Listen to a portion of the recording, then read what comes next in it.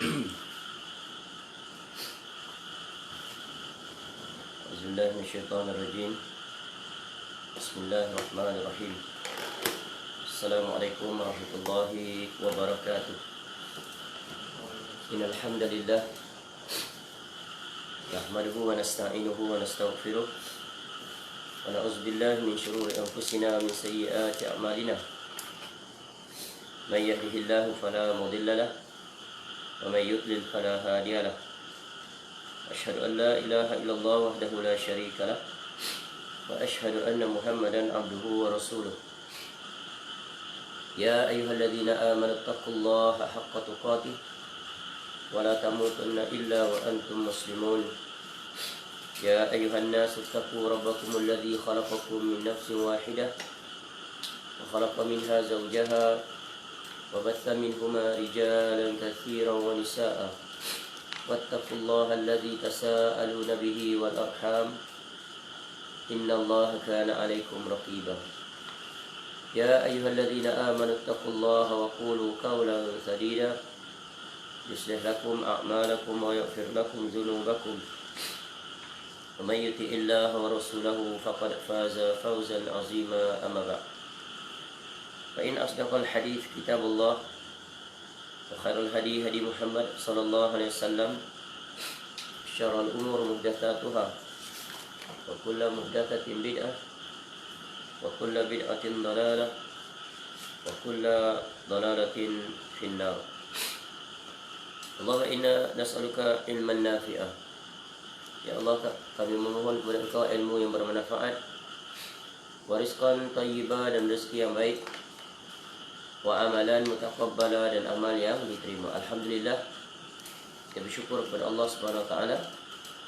Pagi ini dapat kembali kita meneruskan majlis pembacaan hadis-hadis Nabi sallallahu alaihi wasallam yang dihimpun dan disusun oleh Imam Abu Isa At-Tirmizi rahimahullah, yang lahir pada tahun 209 Hijrah dan meninggal pada tahun 279 Hijrah, dalam usianya sekitar 70 tahun, yaitu di dalam kitabnya Syama'il Al-Muhammadiyah, sebuah kitab yang sangat besar sekali faedahnya dan manfaatnya, yaitu yang menjelaskan tentang hal yang berkaitan dengan pribadi Nabi sallallahu alaihi wasallam. InsyaAllah kita sambung bab yang berkaitan dengan ma jaa fi shaumi Rasulullah sallallahu alaihi wasallam. Itu bab yang datang pada menyatakan tentang sifat saum, yakni puasa Nabi sallallahu alaihi wasallam. Semalam kita telah berikan sedikit mukadimah tentang hal yang berkaitan dengan puasa, dan kita telah membacakan beberapa hadis Nabi sallallahu alaihi wasallam, iaitu sampai hadis yang ke-8 ataupun hadis yang ke-305. Jadi puasa merupakan salah satu ibadah yang sangat besar dan merupakan kewajipan serta syariat bagi kita umat Nabi sallallahu alaihi wasallam. Dan puasa adalah merupakan salah satu jalan bagaimana untuk kita dapat meraih darjat ketakwaan kepada Allah Subhanahu wa taala. Dan puasa dapat menghidupkan hati sehingga hati kita menjadi kuat, menjadi hidup, berjalan menuju pembinaan hati agar memiliki hati yang sihat. Dengan itu akan bertambah dekat cinta kita, tunduk patuh kepada Allah Ta'ala dengan melaksanakan segala perintahnya dan meninggalkan segala larangannya. Dan puasa akan dapat membangkitkan dorongan, semangat, kesungguhan untuk kita bersungguh-sungguh berjihad melawan hawa nafsu. Dan dengan itu akan tertutuplah pintu-pintu untuk melakukan kemaksiatan.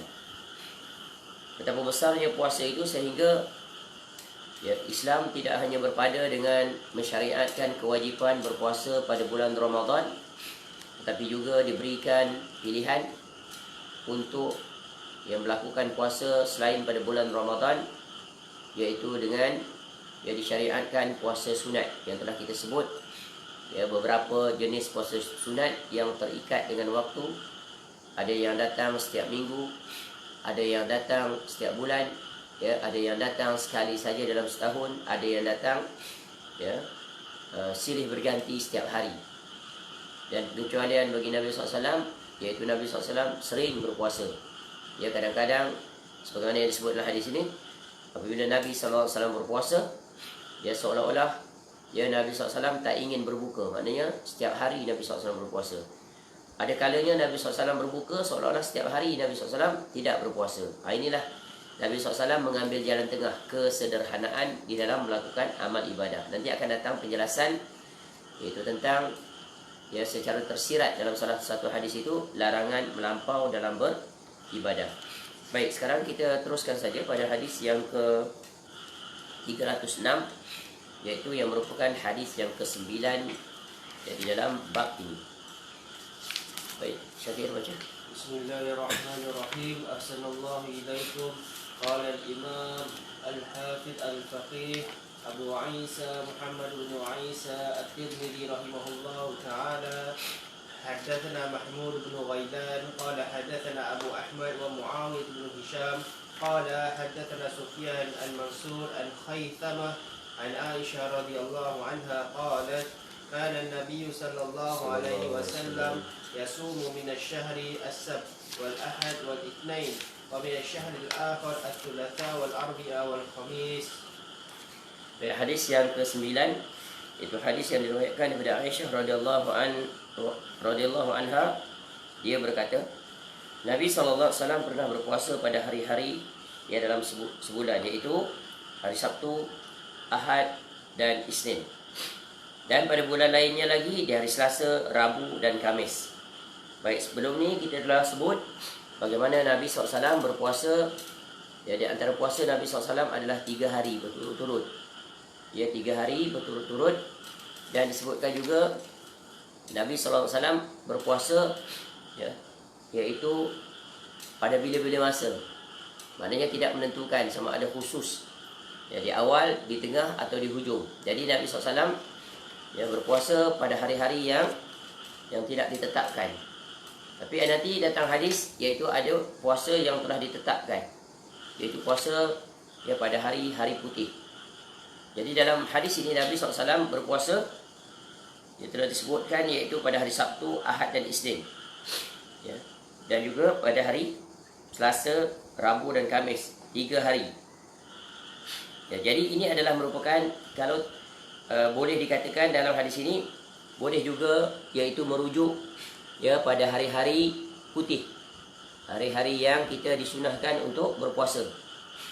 Kerana disebut 3 hari ini, iaitu dilakukan berturut-turut pada ketika Nabi SAW melaksanakan puasa ini, pada hari putih itu jatuh pada hari Sabtu, Ahad dan Isnin.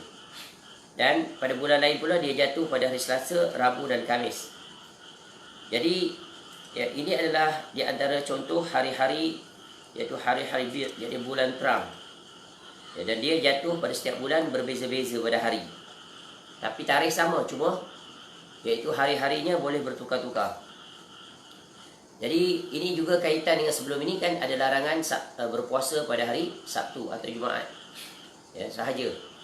Tetapi di sini disebabkan ada sebab, sebab ayyamul bid, maka itu adalah dibenarkan. Yang dilarang adalah mengkhususkan puasa pada hari Sabtu saja. Sebagaimana kata Nabi SAW, la tasumu yaumas sabt, janganlah kamu berpuasa pada hari Sabtu. Sengaja kita nak puasa hari itu aja, pilih. Maka itu adalah dilarang. Tapi kalau bertepatan hari Sabtu itu disebabkan oleh sebab-sebab tertentu, maka itu adalah diharuskan, boleh. Sebab dia bersebab. Baik, teruskan. Qala hadatsana Abu Musa al-Madini an Malik bin Anas an Abi Nadhr an Abi Salamah bin Abdurrahman عن عائشة رضي الله عنها قالت ما كان رسول الله صلى الله عليه وسلم يصوم في شهر أكثر من صيامه في شعبان. Baik, hadis ini adalah hadis yang ke-10 dalam bab ini daripada 16 hadis yang dipaparkan oleh Imam Abu Isa Tirmizi rahimahullah. Dari Aisyah radhiyallahu anha, dia berkata Rasulullah SAW tidak pernah puasa pada satu bulan yang jumlahnya lebih banyak daripada bulan Sya'ban. Jadi telah berlalu penjelasannya. Baik, teruskan. قال حدثنا محمود بن غيلان قال حدثنا أبو داود قال حدثنا شعبة عن يزيد بن الرشك قال سمعت معاذة رضي الله عنها قالت قلت لعائشة رضي الله عنها أكان رسول الله صلى الله عليه وسلم يصوم 3 أيام من كل شهر قالت نعم قلت من أيه كان يصوم قالت كان لا يبالي من أيه صوم قال أبو عيسى يزيد الرش هو يزيد الضبعي البصري وهو ثقة روى عنه شعبة وعبد الوارث بن سعيد وحماد بن زيد وإسماعيل بن إبراهيم وغير واحد من الأئمة وهو يزيد القاسم ويقال القسام والرشك بلغة أهل البصرة هو القسام. Hadis yang ke-308 yaitu daripada Aisyah dari Muazzah radhiyallahu an, dia berkata, aku bertanya pada Aisyah radhiyallahu anha, apakah Rasulullah SAW biasa berpuasa pada setiap hari 3 hari dalam sebulan? Ya. Lalu Aisyah radhiyallahu anha menjawab, ya. Aku bertanya lagi, ya, sejak bila beliau berpuasa? Lalu Aisyah radhiyallahu anha menjawab, beliau tidak peduli, ya, mulai dari tanggal yang keberapa. Maknanya Nabi SAW tidak menetapkan di awal, tengah dan hujung. Jadi bila-bila masa Nabi SAW nak berpuasa yang 3 hari ini, maka Nabi SAW akan melakukannya. Jadi dalam bab ini menjelaskan bahawa tidak menjadi satu larangan kepada seseorang untuk berpuasa 3 hari setiap bulan dan melakukan puasanya pada hari yang mana saja yang dia pilih. Boleh saja. Tapi yang tu dah ada GZ yang tu. Sebab yang tu Ayyamul Bid. Yang ini adalah selain daripada itu. Tapi ini kan nanti masuk dalam cakupan hadis yang mana Nabi SAW berpesan kepada siapa? Abu Hurairah radhiyallahu anhu. Kan dalam hadis tu Nabi SAW sebut tentang apa? Tentang wasiat Nabi SAW kepada Abu Hurairah radhiyallahu anhu. Iaitu tentang apa? Tentang puasa 3 hari dalam bulan Ramadan yang telah berlalu sebelum ni. Kan? Nabi SAW pesan iaitu kepada Abu Hurairah radhiyallahu anhu tentang 3 perkara, iaitu berpuasa 3 hari dalam setiap bulan Ramadan dalam setiap bulan. Kemudian solat sunat duha dan mengerjakan solat witir sebelum tidur. Jadi ini adalah 3 amalan. Baik. Jadi hadis ini menjelaskan iaitu jadi sebab itulah dalam hadis ini Aisyah radhiyallahu anha menyebutkan kana la yubali min ayyihi shom. Nabi SAW tidak peduli mulai bila dia nak berpuasa. Boleh saja. Jadi maknanya ini menunjukkan kelonggaran. Kelonggaran bagi siapa yang nak berpuasa 3 hari dalam sebulan, dia boleh pilih mana-mana hari yang dia inginkan. Seperti mana yang disebut sebelum ni hadis tu, Nabi SAW dia berpuasa pada hari Jumaat, Sabtu, Ahad. Ahad, Isnin, Selasa dan begitu seterusnya. Baik, teruskan Syakir. قال حدثنا هارون بن إسحاق الحمداني قال حدثنا عبده بن سليمان عن هشام بن عروة عن أبيه عن عائشة رضي الله عنها قالت كان عاشوراء يوما تصومه قريش في الجاهلية وكان رسول الله صلى الله عليه وسلم يصومه فلما قدم المدينة صامه وأمر بصيامه فلما افترض رمضان كان رمضان هو الفريضة وترك عاشوراء فمن شاء وصامه ومن شاء تركه. Baik, hadis yang ke-309 iaitu diriwayatkan daripada Aisyah radhiyallahu anha. Beliau menceritakan hari Ashura iaitu bila? Iaitu 10 Muharram. Merupakan hari untuk orang Quraisy ketika jahiliyah, mereka berpuasa. Dan Rasulullah SAW turut berpuasa pada hari itu. Apabila tiba di Madinah, Nabi SAW masih berpuasa pada hari itu dan memerintahkan sahabat-sahabatnya supaya ikut serta berpuasa. Namun apabila telah difardukan puasa Ramadan, maka puasa Ramadan menjadi fardu dan baginda SAW meninggalkan puasa Ashura. Sesiapa yang ingin untuk berpuasa Ashura itu, dia boleh berpuasa, dan sesiapa yang ingin meninggalkannya, dia boleh meninggalkannya. Jadi menunjukkan di sini iaitu Ya, ketika Nabi SAW berada di Mekah, ya, Nabi SAW berpuasa. Puasa pada hari Ashura. Dan rupanya orang-orang kafir musyrikin pun berpuasa. Dapat daripada mana ni orang kafir musyrikin berpuasa juga ni? Dia sembah berhala. Sebab saki baki daripada ajaran Nabi Ibrahim alaihissalam. Ya. Tu. Dan ya, berpuasanya, disudahkannya berpuasa pada hari Ashura iaitu 10 Muharram.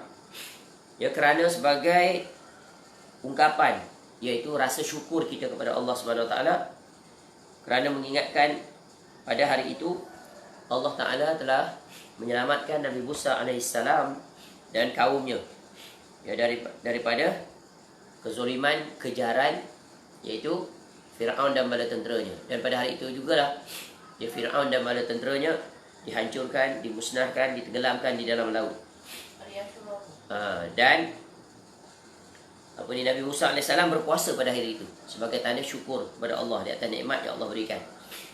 Maka dengan itu Nabi SAW juga, ya, dan kaum mukminin berpuasa sebagai ungkapan rasa syukur kepada Allah Subhanahu Wa Taala.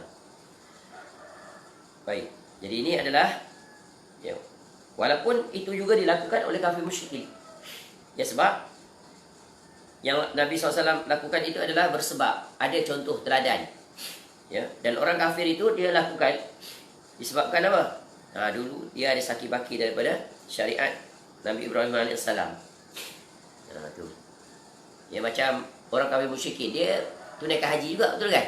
Tapi dalam keadaan telanjang dan sebagainya. Kemudian ada berhala-berhala mereka itu yang mereka ibadahi.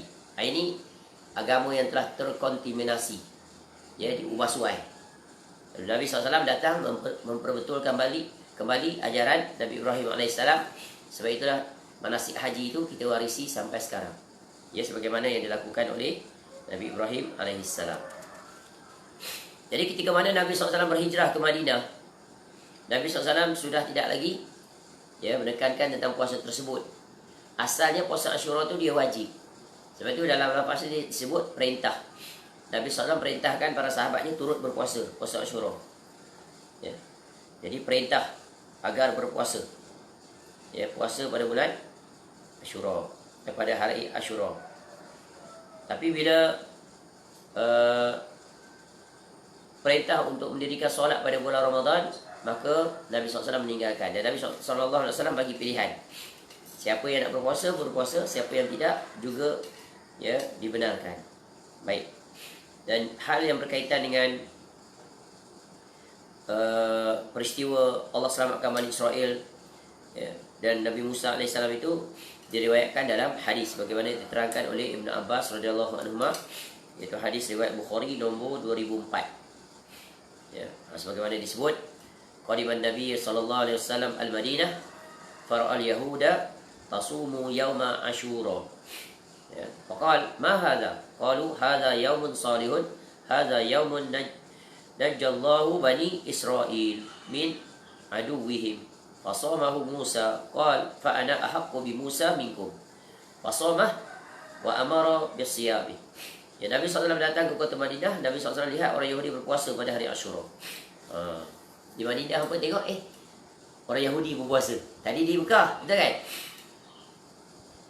Lalu Nabi SAW tanya, mengapa hal ini dilakukan? Mereka menjawab, ini adalah hari yang baik, iaitu ketika mana Allah menyelamatkan Bani Israel dari musuh mereka. Ketika Nabi Musa AS berpuasa pada hari itu. Lalu Nabi SAW bersabda, aku lebih berhak mengikuti Nabi Musa AS daripada kamu, Yahudi. Kemudian Nabi SAW berpuasa pada hari itu dan memerintahkan para sahabat untuk berpuasa pada hari itu. Ini, ya. Jadi ini menunjukkan bahawa pada awal perpindahan Nabi SAW ke Madinah, puasa Ashura itu hukum wajib. Kerana perintah itu artinya wajib. Tapi bila datang puasa Ramadan, maka tak wajib lagi. Tapi kita dituntut. Sebab apa? Puasa pada hari Ashura, iaitu menggugurkan dosa-dosa kita pada tahun depan. Puasa yang sebelum dan selepas itu puasa apa? Puasa pada hari Arafah. Ya. Yukaffiru sanah al-baqiyah wal madiyah. Baik, teruskan. Hadis yang ke 310.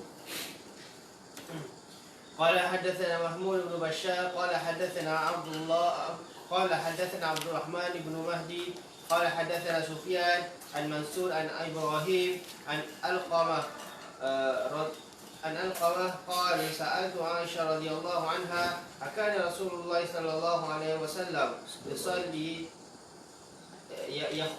يخص من الأيام شيئا قالت كان عمله ديمة وأيكم يطيق من كان رسول الله صلى الله عليه وسلم يطيق.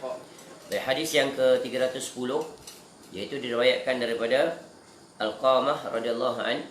Beliau menceritakan, aku telah bertanya kepada Aisyah radhiyallahu anha, adakah Rasulullah SAW mengkhususkan mana-mana hari daripada hari-harinya, yakni untuk beribadah? Ada tak Nabi SAW buat pengkhususan? Ya, dalam setiap harinya ada tak hari waktu-waktu ataupun hari tertentu Nabi khususkan sesuatu ibadah? Lalu beliau radhiyallahu anha menjawab, amalan Rasulullah SAW adalah berterusan, iaitu tidak tertumpu pada hari tertentu sahaja. Siapakah daripada kamu semua yang mampu melakukan sebagaimana yang mampu dilakukan oleh baginda sallallahu alaihi wasallam. Jadi hadis ini menjelaskan tentang kaedah keumuman seluruh ibadah. Ya, dia bukan hanya kaitan dengan puasa saja. Tapi Nabi SAW nak bagi satu kaedah umum, iaitu menjelaskan bahawa amalan yang terbaik adalah amalan yang berterusan.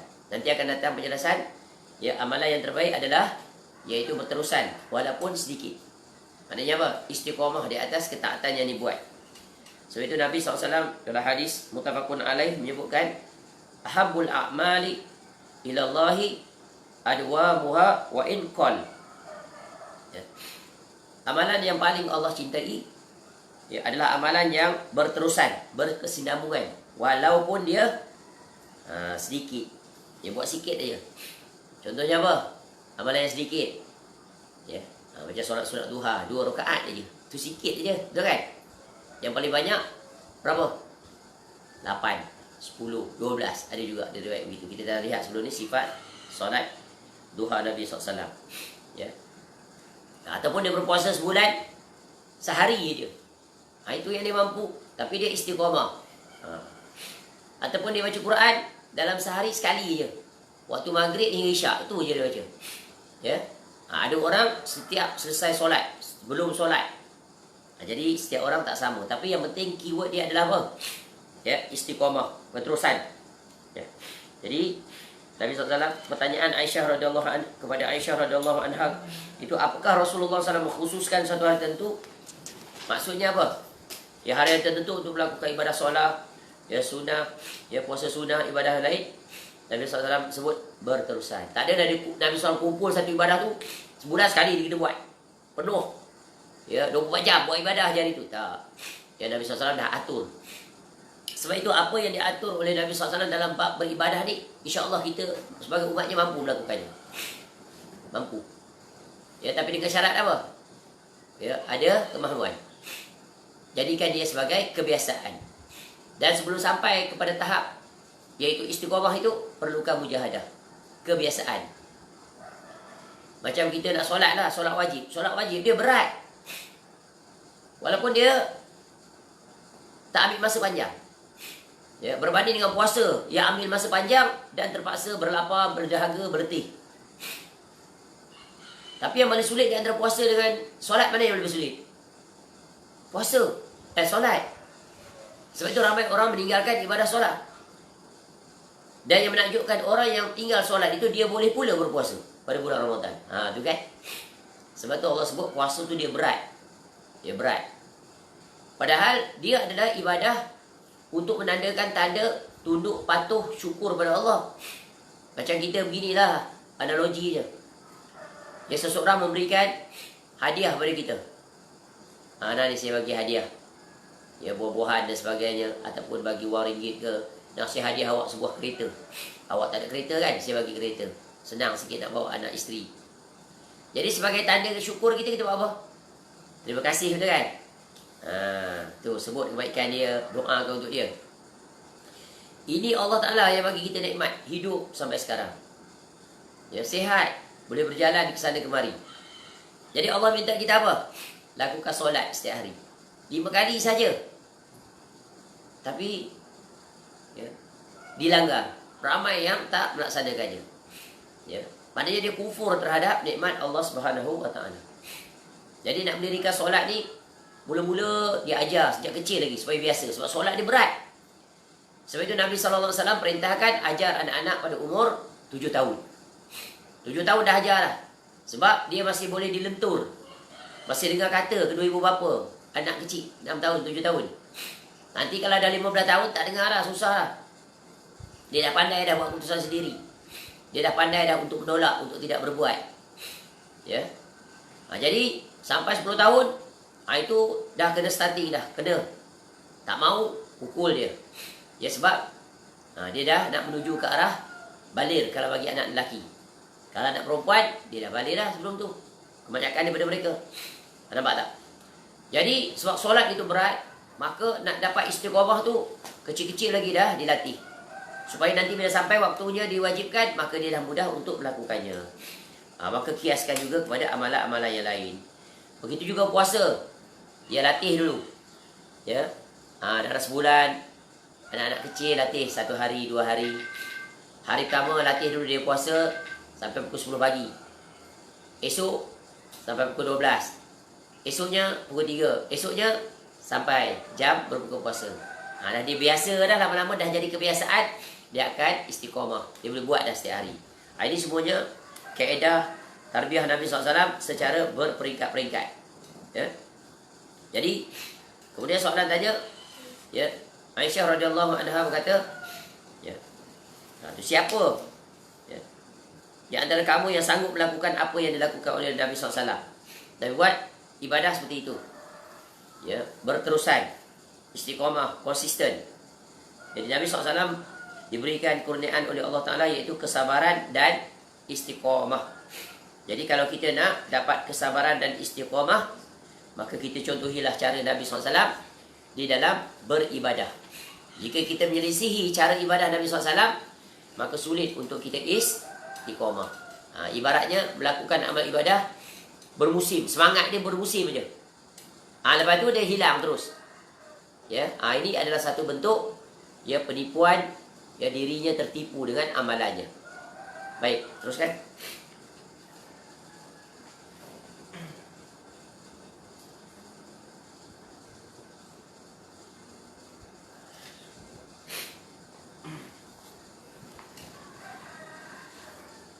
Teruskan. Hadis yang ke-14. Hadis yang ke-311. Qala hadatsana Harun.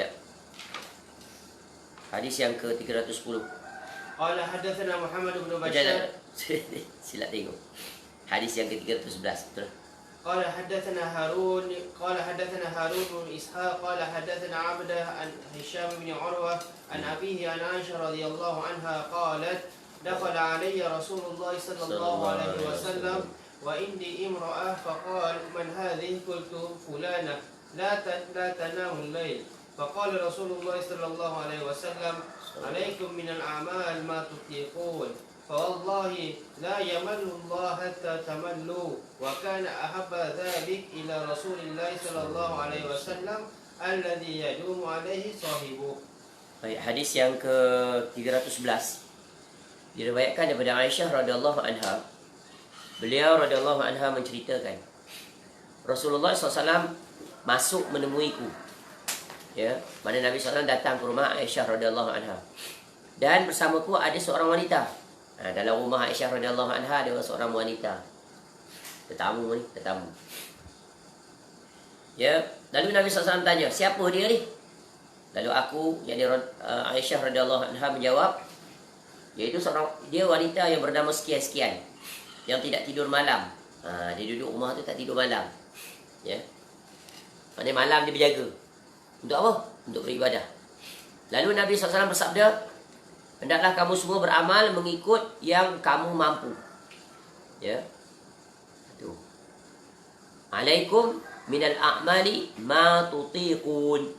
Ini peringatan penting, nanti akan datang penjelasan.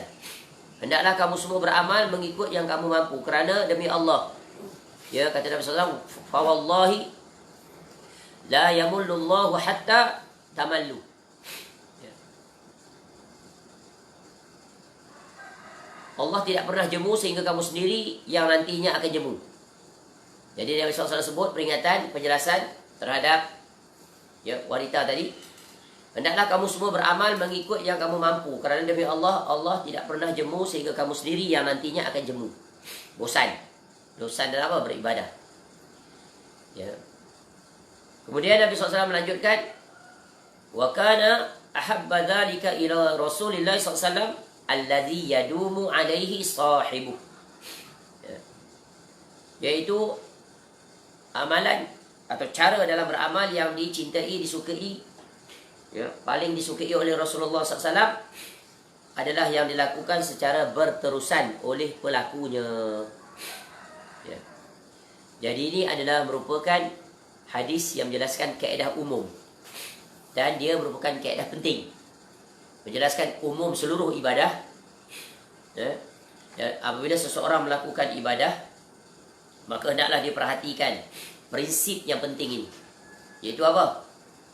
Ya, iaitu apabila melakukan suatu amal ibadah, ya, hendaklah ibadah itu adalah ibadah yang telah digaris, ya, dijelaskan, ditetapkan oleh Nabi SAW. Jadi di dalam ini tersirat satu kaedah penting, bahawa dalam melakukan ibadah hendaklah mencontohi Nabi SAW. Apabila menyelisihi Nabi SAW, maka orang tersebut pasti akan menuju kebinasaan. Apa kebinasaan dia di sini? Iaitu sampai satu masa nanti dia akan bosan, jemu. Sebab apa? Sebab letih. Banyak sangat dia buat dalam satu masa. Padahal Nabi SAW dah bahagikan dia pada hari-hari yang lain. Dia kumpul semua pada hari itu. Contoh di sini wanita ni yang berada di rumah Aisyah radhiyallahu anha, iaitu dia seorang wanita yang malamnya tak tidur. Padahal Nabi SAW juga tidur pada waktu malam. Nabi SAW ajar kita pada waktu malam untuk beribadah, ada hak untuk diri kita tidur. Jadi dari sini, ya, kita dapat satu kaedah, dan ini sering kaedah ini disebut di dalam, ya, kitab-kitab yang menjelaskan tentang bersederhana dalam beribadah. Sebagaimana Imam Nawawi rahimahullah dalam kitabnya Riyadhus Shalihin min kalami Sayyidil Mursalin sallallahu alaihi wasallam meletakkan satu bab, ya, iaitu bab bersikap sederhana di dalam beribadah. Jadi wanita ini yang langsung diberikan teguran dan juga ditegur. Ya, penjelasan ini juga berfaedah bagi Aisyah radhiyallahu anha dan kita kesemuanya. Ya, iaitu tentang hendaklah bersikap sederhana di dalam beribadah. Tetapi kalau kita lihat daripada apa yang dilakukan oleh wanita itu, yang pertamanya, ya, tentu padanya beribadah sepenuh masa dalam bulan Ramadan, pada setiap malam itu adalah baik, betul kan? Maknanya baik. Sebab apa? Menghidupkan malam. Malam adalah ibadah yang paling utama setelah, iaitu solat sunat pada malam hari, yang terbaik setelah solat wajib al-maktubah itu, yang telah berlalu penjelasannya. Itu kalau diukur neraca akal. Ya, ini kan baik, bagus. Ya, beribadah, bermunajat kepada Allah. Ya, tetapi, ya, baiknya sesuatu ibadah itu bukan diukur dengan akal semata-mata. Dia mesti diukur, penimbang utamanya adalah nakal, iaitu dalil daripada Quran dan daripada hadis. Sebab apa? Bila ibadah itu ditimbang dengan akal, maka akan menuju kepada melampaui batas. Dan itulah yang banyak berlaku, dan itulah yang diperingatkan oleh Nabi SAW, agar jangan sekali-kali jatuh dalam perkara ghulu. Salah satunya ghulu dalam bab beribadah. Sebab itulah dalam Al-Quranul Karim Allah peringatkan kita tentang jangan melampaui batas dalam perkara ibadah, dalam perkara apa saja. Ya, dalam dunia pun tidak boleh ghulu, melampaui batas. Apatah lagi dalam hal yang berkaitan dengan ibadah, tak boleh melampaui batas. Sebab batasannya telah ditetapkan. Jangan kamu melangkau. Ya, Allah sebut, ya, di dalam hadis Nabi SAW ada disebut. Ya, dalam hadis. Dalam Quran juga, An-Nisa ayat 171. Ya. Di mana Allah Ta'ala berfirman, ya ahlal kitab, la taghlu fi dinikum, wa la taqulu ala Allah illa al-haq. Wahai ahli kitab, janganlah kamu melampaui batas dalam agama kamu, dan janganlah kamu mengatakan terhadap Allah kecuali yang benar. Tu Allah perintahkan ahli kitab ni ahli ibadah. Ya. Melampaui batas mereka dalam beribadah. Sehingga ada di antara mereka itu yang sebab nak ibadah tak nak kahwin. Ya, ada di antara mereka itu yang berpuasa berterusan. Contoh. Berlaku tak pada umat Islam? Berlaku. Nanti akan datang penjelasan. Dalam hadis Nabi SAW memperingatkan tentang larangan melampaui batas dalam beribadah. Iyyakum wal ghulu fid din. Fa inna ma halaka man kana qablakum bil ghulu fid din. Janganlah kamu melampau berlebihan dalam agama. Ya, kerana sesungguhnya kehancuran orang-orang sebelum kamu disebabkan kerana sikap berlebih-lebihan dalam agama. Jadi sebab itu dalam kaedah beribadah ni, ya, yang wajib kita pegang, ya, bukan apa salahnya. Kan baik amalan ni. Itu adalah kaedah yang tak terpakai. Banyak orang bila ditanya, kenapa kamu buat ni? Ini bagus, baik, apa salahnya? Ya, apa salahnya itu yang salah. Sebab, ya, banyak dalil-dalil hadis yang menjelaskan tentang perkara tersebut. Contoh, ya, sebagaimana Ibnu Mas'ud radhiyallahu an. Ya, ketika pernah dikhabarkan ada satu kelompok manusia halaqah, mereka sedang berzikir di dalam masjid dengan cara yang tidak dicontohkan oleh Nabi SAW, dengan cara yang tidak dibuat oleh para sahabat Nabi SAW. Lalu Ibnu Mas'ud radhiyallahu an dan Abu Musa al-Asy'ari radhiyallahu an pergi ke masjid tersebut dan melihat mereka itu sedang duduk dalam satu halaqah yang melingkar, ya, berkumpul dalam masjid. Dari satu sudut duduk dalam masjid kan bagus. Dan duduk dalam masjid pula ketika itu mereka sedang buat apa? Bukan bersembang-sembang, bukan bermain-main, tak. Bukan tidur, mereka sedang berzikir kepada Allah secara berjamaah. Tu. Ya, sehingga ada ketua dia. Ketua dia kata takbir, takbir ikut masing-masing. Ketua dia kata tahlil, tahlil dia, la ilaha illallah. Tasbih, tasbih mereka. Ya. Tu. Ini kan berlaku di sekarang banyak ni. Banyak berlaku kumpulan-kumpulan, khususnya kumpulan tarikat tu. Mereka duduk dalam masjid, mereka buat majlis zikir ramai-ramai. Ya, sampai menari-nari, buat formasi tertentu dan sebagainya. Ini lebih parah daripada zaman Ibnu Mas'ud radhiyallahu anhu. Lalu apa kata Ibnu Mas'ud radhiyallahu anhu kepada mereka itu? Ya. Hitunglah keburukan-keburukan kamu. Aku jamin, ya, bahawa kamu tidak akan hilang sedikit pun daripada kebaikan-kebaikan kamu.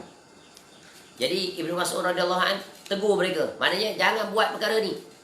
Lebih baik kamu masing-masing tu istighfar. Ya, kerana itu ada sunnahnya. Dan istighfar tidak terikat dengan waktu. Ya.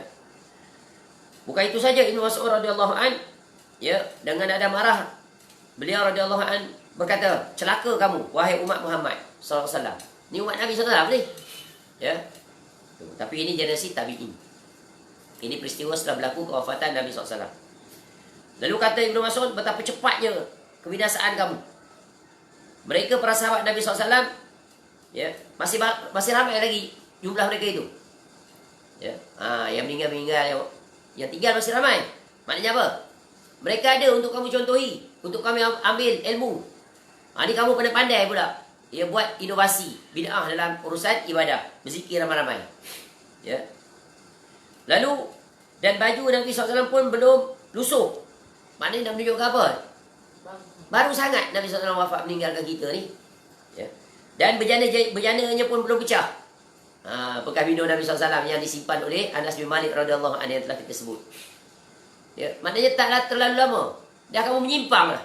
Cepat sekali. Maksudnya begitu. Ya, lalu kata Ibnu Mas'ud radhiyallahu anhu, demi zat yang diriku di tangannya, apakah kamu mengikuti agama yang lebih baik daripada agama Muhammad? Apa yang kamu buat ni lebih baik ke daripada Nabi SAW? Sebab apa? Buat ni, ibadahnya bagus ni. Tapi bagus tu ditimbang dengan apa? Bukan dengan akal dia. Ya, dengan apa yang ditinggalkan oleh Nabi SAW. Walaupun itu berzikir dalam masjid, ya, beramai-ramai. Ya.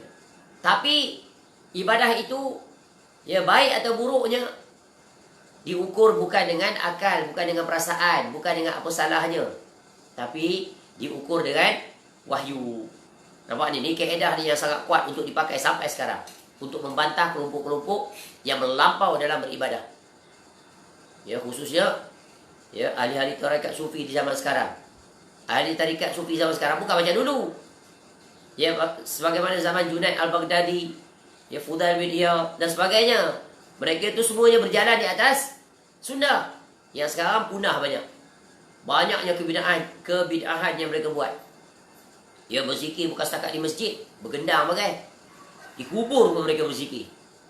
Ya, menari-nari, terpekik, terlolong. Bercampur bau lelaki dan perempuan. Ini bencana, musibah yang sangat besar. Jadi, athar ini menjadi satu kaedah yang sangat kuat, sangat kukuh untuk membantah dan menolak kelompok semua itu sepanjang zaman. Ya. Lalu setelah ya, ataukah kamu orang yang membuka pintu kesesatan? Nampak tak? Kesesatan. Sebab apa? Inilah bencana apabila hulu fiddin. Dia akan membawa kepada kesesatan. Kemuncak yang paling berbahaya membawa kepada kekufuran. Ini yang paling berbahaya. Ya. Lalu setelah Ibnu Mas'ud radhiyallahu anhu berkata demikian, mereka berkata, dia jawab. Ni dalil dia. Dia ada dalil juga. Ya Aba Abdurrahman. Dia panggil kepada Ibnu Mas'ud. Kenal dia. Dia kenal Ibnu Mas'ud tu. Ya, sahabat Nabi SAW. Apa dia kata? Ya Aba Abdurrahman, ma aradna illa al-khair. Tidaklah apa yang kami buat ni melainkan kami nak kebaikan. Illa al-khair. Alasan dia bagus tak? Ini alasan sampai sekarang. Majoriti orang yang melakukan amal-amal bid'ah ni, yang melampau dalam agama ni, alasan dia amalan ni baik. Tu dia panggil bid'ah hasanah tu. Tapi apa jawab Ibnu Mas'ud radhiyallahu anhu? Kam min muridin lil khair lan yusibah. Beramai orang yang inginkan kebaikan tapi tak dapat apa-apa. Nampak ni kaedah ni. Pukulan maut. Kamu buat ni niat baik tapi tak dapat apa-apa. Disqualified. Sebab apa? Tak comply dengan requirement. Requirement dia straightforward aja. Iaitu ittiba'ur rasul. Betul kan? Kamu tak contohi Nabi SAW. Kamu betul ikhlas. Ni ikhlas sungguh ni duduk dalam masjid berzikir ketika mana orang sibuk dengan urusan dunia. Dia duduk dalam masjid berzikir, berwirid bagai. Tapi dia tak comply dengan syarat kedua ni, ittiba'ur rasul. Inilah yang banyak kelompok-kelompok yang sesat ni. Ya, kelompok-kelompok yang melampau ni sebab dia tak comply dengan ya ittiba'ur rasul. Ya, masya-Allah, ini kaedah yang sangat agung. Ya, dan ini bukan hanya berlaku pada zaman Ibnu Mas'ud radhiyallahu anhu. Dah berlaku pun pada masa Nabi sallallahu alaihi wasallam. Sebab itu Nabi SAW ada, maka selamatlah para sahabat. Nabi SAW tegur. Ya, pada zaman sahabatlah yang menjadi galang ganti Nabi SAW, yang buat teguran. Dan di setiap zaman, pasti Allah Ta'ala akan adakan orang-orang yang sentiasa menegur.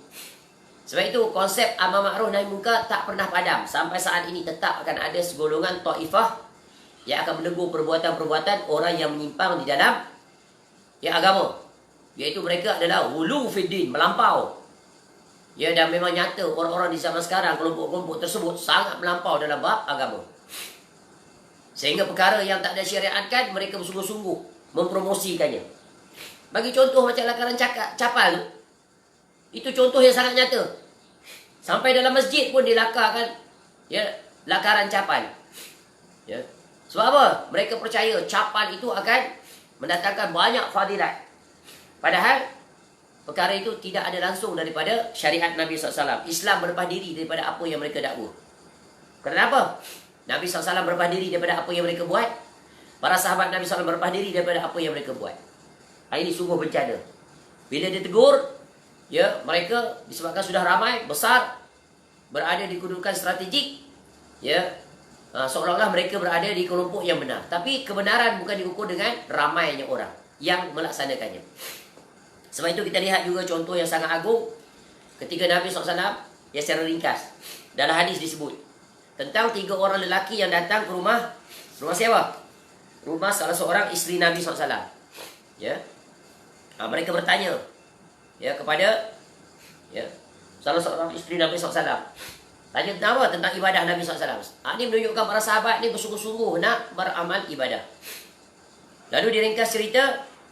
Ya, setelah menjelaskan tentang bagaimana ibadah Nabi SAW, 3 orang ni masing-masing buat deklarasi. Yang pertama dia kata apa? Ya, salah seorang sahabat Nabi SAW dia kata apa? Qala ahaduhum, amma ana fa usalli al-lail abada. Yang pertama kata, aku mulai sekarang akan berpuasa ya, setiap hari. Selama-lamanya sampai mati. Wa qala al-akhar wa ana asumu ad-dahra abada wala uftir. Oh ni, ini berkaitan dengan tajuk kita. Seorang lagi kata apa? Aku akan berpuasa untuk selama-lamanya dan tidak akan pernah berbuka. Oh, Masya Allah. Ya. Wa qala al-akhar, yang ketiga pula kata apa? Wa ana a'tazilun nisaa fala atazawwaju abada. Aku ni ya. Tu, tak nak kahwin dah. Ya, nak membujang selama-lamanya. Menjauhi wanita. Tiga-tiga ni nak buat amal ibadah. Sebab apa? Nak buat amal ibadah, bagus tak? Bagus. Nak hidupkan malam, tak nak tidur. Malam ni macam wanita ni tadi. Ya fulanah ni. Ya. Yang seorang lagi ya, puasa saja setiap hari puasa, setiap hari maknanya sepanjang tahun dah. Yang ketiganya adalah tak nak kahwin. Sebab apa? Kahwin nanti mengganggu. Mengganggu dia nak beribadah. Ya.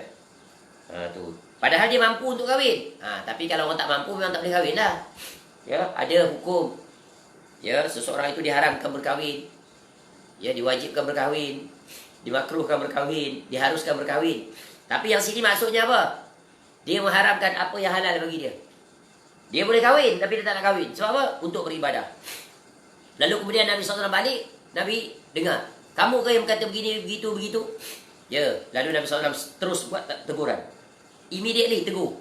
Padahal niat mereka bagus. Ya, kalau ikut akal, bagus. Lalu apa kata Nabi SAW? Ya. Ingatlah, demi Allah, sesungguhnya aku ini, kata Nabi SAW, adalah orang yang paling bertakwa, paling takut, paling melaksanakan perintah Allah. Tak ada satu yang boleh lawan Nabi SAW. Ya, selama-lamanya, abadah. Ya. Lalu kata Nabi SAW, aku berpuasa, aku berbuka. Aku solat, jadi bangun untuk solat dan aku tidur. Dan aku berkahwin. Isteri Nabi SAW kan ramai, 11 orang. Ya, Nabi SAW dapat mengatur semuanya. Ya, betapa Nabi SAW seorang yang sangat bagus dalam urusan menjaga masa, membahagikan masa, ya, dan memanfaatkan masa. So, mana mafhum tersirat ke apa? Jadikan Nabi SAW sebagai teladan dalam hal-hal yang kamu diwajibkan untuk meneladani. Lalu Nabi SAW buat satu statement yang sangat agung. Ini kaedah terpakai sepanjang zaman untuk membantah kelompok-kelompok yang melampaui batas. Apa kata Nabi SAW? Faman raghiba an sunnati falaysa minni. Barang siapa yang tidak suka sunnah aku, maka dia bukan daripada daripada apa? Golonganku. Barang siapa yang menyelisih sunnah Nabi SAW, ya, dia buat benda baru, seolah-olah dia tak suka pada sunnah Nabi SAW. Dia rasa tak puas hati dengan sunnah Nabi SAW. Dia rasa tak tercukupkan dengan apa yang ditinggalkan oleh Nabi SAW. Dia pergi tambah lagi. Dia pergi reka lagi. Ya, dia buat itu dan ini. Konon-kononnya apa? Untuk menambah dekatnya kepada Allah Subhanahu Wa Taala. Padahal apa yang mereka buat itu adalah kebatilan di atas kebatilan. Sebab itu agama dia bukan diukur dengan neraca akal, bukan. Akal mesti tunduk dan ikut nakal.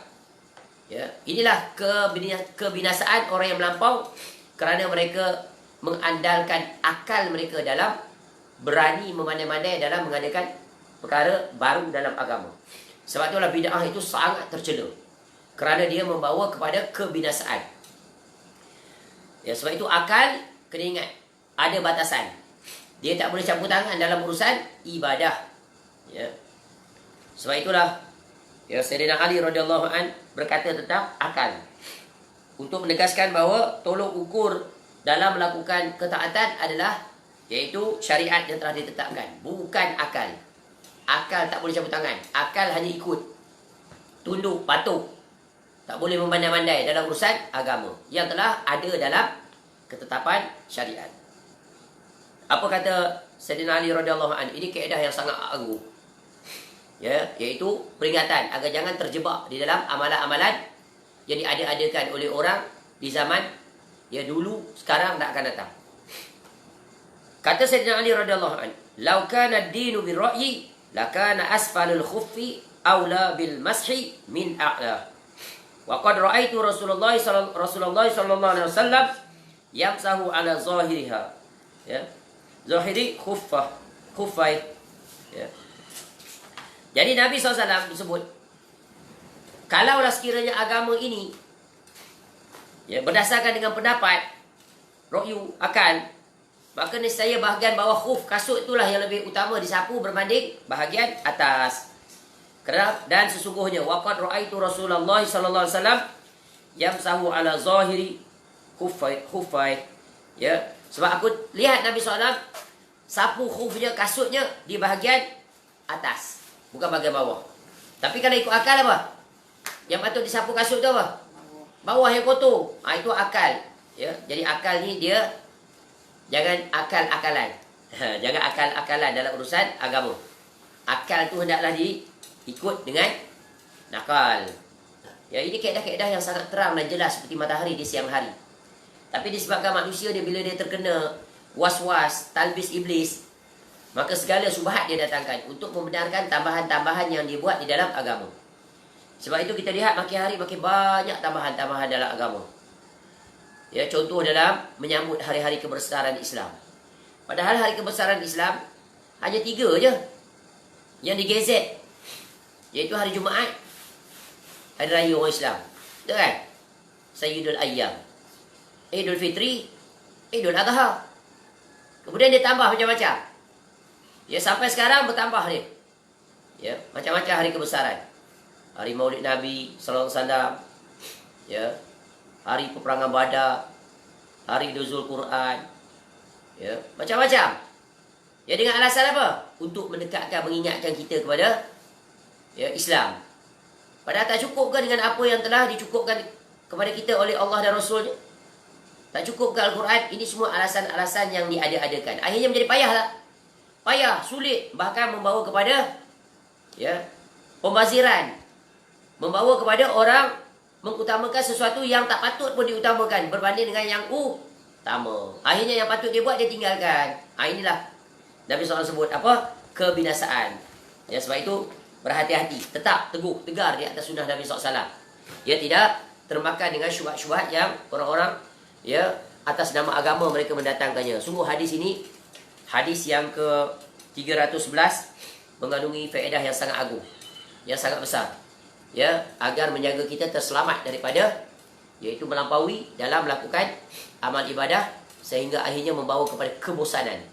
Akhirnya tinggal semua.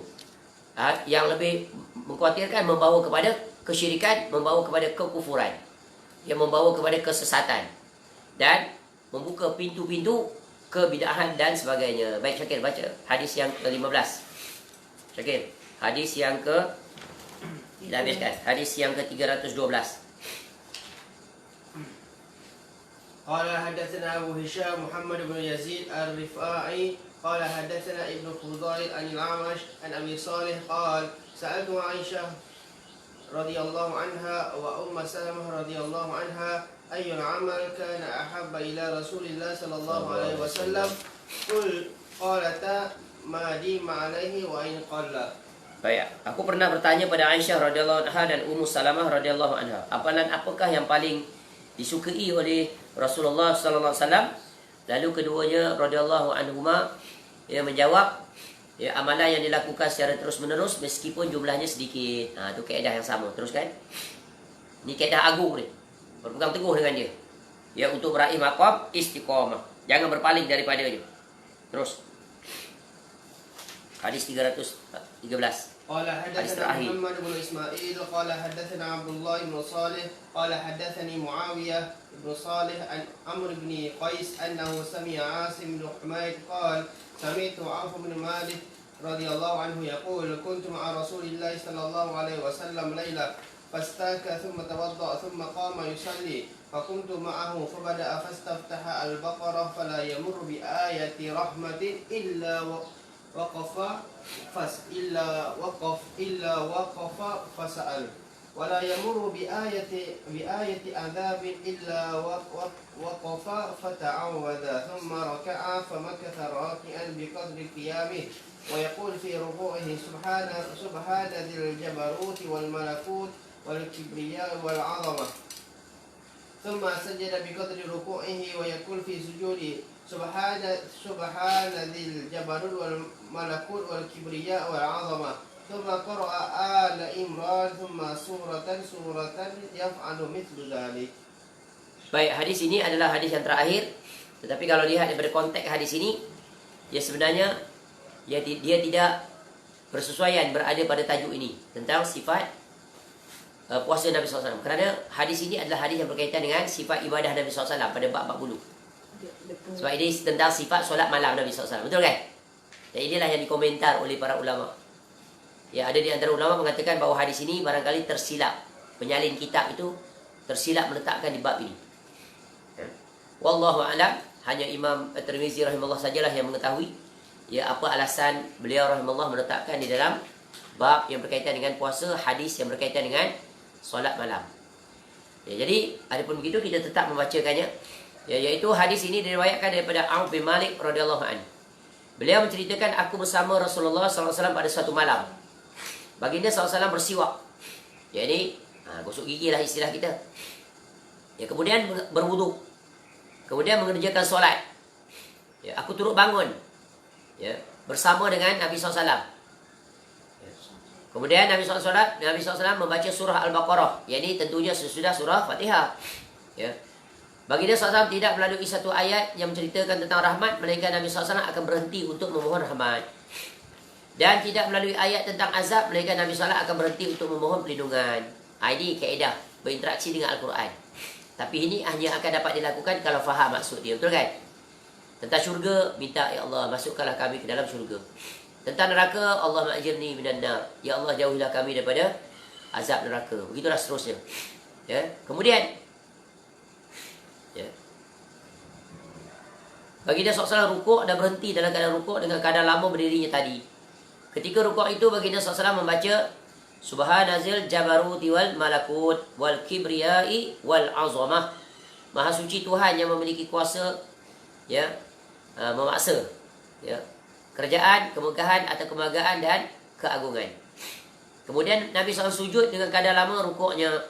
Baginda SAW membaca ketika sujud itu Subhana zil jabaruti wal malakut wal kibriyai wal azamah. Ini di antara contoh zikir yang Nabi SAW sebut dalam variasi yang lain. Kalau dalam bab ibadah Nabi SAW sebelum ini, Nabi SAW baca ya variasi yang berlainan. Betul kan? Jadi menunjukkan Nabi SAW ya dalam beberapa posisi ya Nabi SAW mendatangkan beberapa bentuk bacaan-bacaan zikir yang lain. Maknanya kita boleh memvariasikan bacaan kita seperti mana yang dilakukan oleh Nabi SAW. Baik, kemudian Nabi SAW membaca surah Al-Imran dalam rakaat kedua ni. Kemudian surah demi surah, ya, rakaat-rakaat seterusnya. Sebagaimana hadis sebelum ini Nabi SAW baca Al-Baqarah, ya, Al-Ma'idah, An-Nisa, Al-Imran dan sebagainya. Ya. Dengan melakukan sebagaimana tadi dalam setiap rakaatnya, iaitu bila jumpa ayat yang berkaitan dengan rahman, azab, Nabi SAW lakukan perkara yang sama. Jadi ada di antara ulama untuk mendekatkan dan mengaitkan dengan tajuk puasa ni, mereka mengatakan puasa solat malam yang Nabi SAW lakukan ini adalah pada malam Al-Qadar atau pada malam-malam pada hari bulan Ramadan. Kalau gitu adalah kait dia. Sebab apa?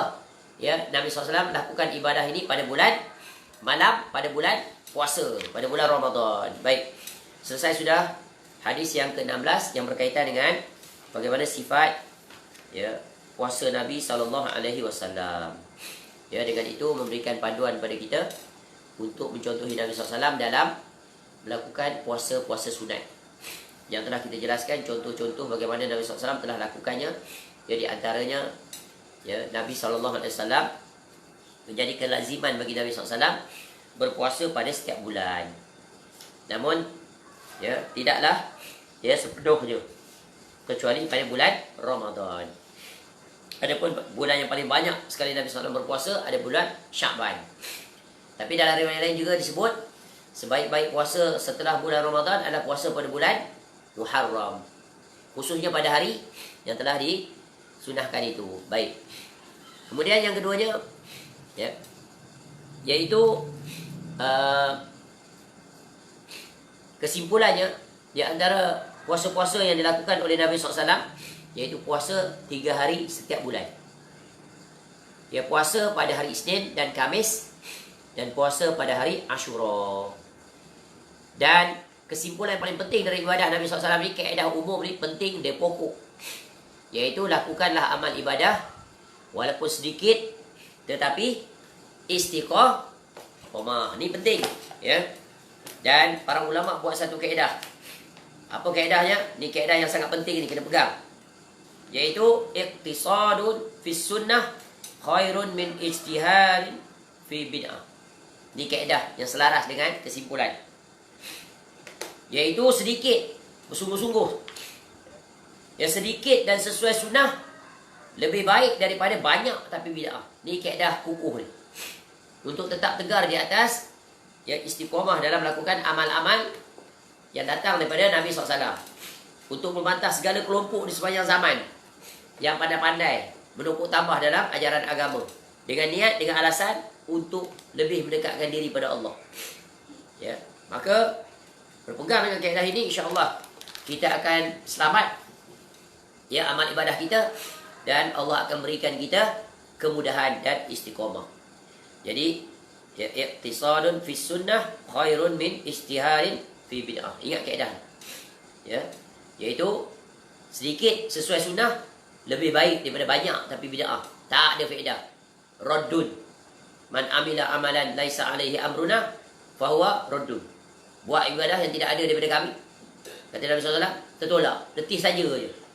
Apa faedah berletih berpayah, tak dapat markah. Dah lah tak dapat markah, ditolak pula. Dah lah ditolak, dapat kemurkaan Allah lagi. Ya, semoga Allah menjauhkan kita daripada termasuk dalam golongan atau kelompok orang seperti itu. Sungguh mereka telah binasa di atas, ya, kebinasaan perbuatan yang mereka lakukan kerana menyelisihi sunnah Nabi SAW. Sebab itu faedah yang sangat agung dalam mempelajari Syama'il Al-Muhammadiyah ini diantaranya adalah mengajar kita, mengingatkan kita agar tetap kukuh istiqamah di atas sunnah Nabi SAW dan tidak berani untuk melangkawinya. Datanglah alasan apa pun, syubhat apa pun yang mereka bawa, kita berada di atas jalan yang terang, jelas. Ya, dan kita telah sebut sebelum ni, ya, kata Nabi SAW, aku tinggalkan kamu, ya, permisalannya dalam agama ni seperti malamnya seperti siang. Tu. Ya, barang siapa yang menyimpang maka pasti binasa. Tu, binasa. Halik illa halikun. Binasa dia. Memang binasa dia. Kita tengok contoh depan mata mereka yang melampau dalam beribadah ni. Binasa, menyulitkan diri. Berkumpul ramai-ramai berjam-jam. Ya, balik lepas tu. Macam itulah aturan mereka. Ya. Yang sunnah Nabi SAW perintah dia tak buat. Ya, Masya Allah, sungguh. Sebab itulah kita mempelajari kitab ini. Ya, kemudian kita akan belajar lagi, ya, tentang sirah Nabi SAW, tentang hadis-hadis Nabi SAW. Dengan itu maka kita akan tenteram, aman. Allah berikan kita nikmat dalam berjalan di atas sunnahnya yang benar. Baik, selesai sudah. Alhamdulillah. Ya, bab yang ke-43 tentang sifat puasa Nabi SAW. Panjang umur. Ya, nanti jam 11 pagi kita akan masuk babu maja'a fi qiraati Rasulullah SAW. Iaitu bab yang, ya, telah datang pada menyatakan tentang bacaan Nabi SAW, qiraah. Ya, bacaan apa ni? Bacaan Quran Nabi SAW. Wallahu a'lam. Mudah-mudahan bermanfaat. Semoga Allah Ta'ala memberikan kita, ya, kelapangan, kecukupan untuk menerima seluruh sunnah-sunnah Nabi SAW untuk kita amalkan, dan tidak sekali-kali berpaling daripada sunnah itu dengan menggantikannya dengan bid'ah-bid'ah yang dibawakan, yang didatangkan oleh orang-orang yang sepanjang zaman. Walaupun indah pada pandangan mata, walaupun nampak hebat, tetapi, ya, tetap ditolak. Kerana apa? Menyelisihi Nabi SAW. Wallahu a'lam. Semoga bermanfaat. Semoga Allah Ta'ala menghimpunkan kita nanti di negeri akhirat bersama pengarang kitab ini, Abu Isa At-Tirmizi rahimahullah, bersama dengan Nabi SAW di dalam syurga Firdaus ma'al ladzina an'amta 'alaihim minan nabiyyin was-siddiqin wasyuhada'i was-salihin wa hasuna ulaika rafiqa. Wallahu a'lam. Subhanakallahumma wa bihamdika asyhadu an la ilaha illa anta astaghfiruka wa atubu ilaik. Sallallahu ala nabiyyina Muhammad wa ala alihi washabbihi wasallam. Wa akhiru da'wana alhamdulillahi rabbil alamin. Assalamualaikum warahmatullahi wabarakatuh.